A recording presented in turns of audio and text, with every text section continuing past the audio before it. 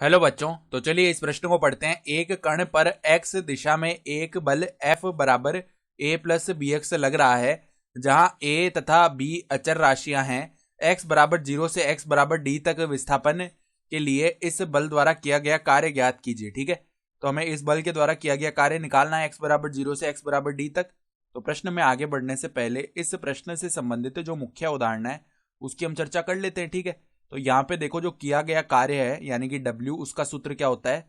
बल सदिश यानी F सदिश और इसके अदिश गुणन यानी कि डॉट में क्या आता है हमारा अल्प विस्थापन यानी कि dx सदिश। ये ले लेते हैं हम, इन दोनों का अदिश गुणन कर रहे हैं। ठीक है, और यहाँ पे देखो ये जो बल आया है ये तो अभी अल्प बल आया है, हमें बल नहीं, माफ कीजिएगा, ये जो कार्य आया ना ये अल्प कार्य आया है।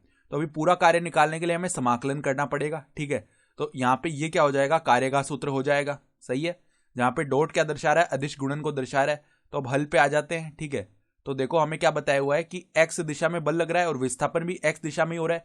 तो यहाँ पे दोनों के मध्य कोण यानी कि थीटा का जो मान है ना वो कितना हो जाएगा, 0 डिग्री। तो थीटा का मान 0 डिग्री हुआ।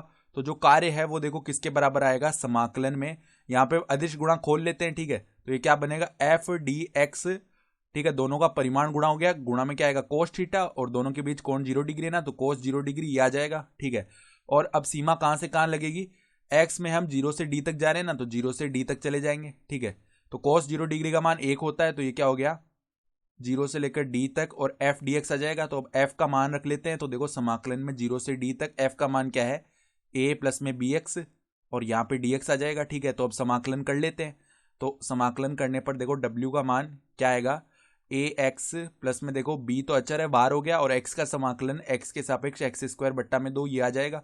और इस पर अभी सीमा लगानी है 0 से लेकर d तक। ठीक है, तो पहले ऊपर वाली सीमा लगाएंगे, माइनस में नीचे वाली सीमा।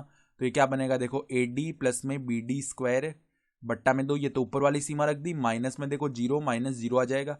तो हमारा जो हमारे पास किया गया कार्य है उसका मान क्या आएगा, ए डी प्लस में बी डी स्क्वायर बट्टा में 2। ठीक है, ये मान आ गया।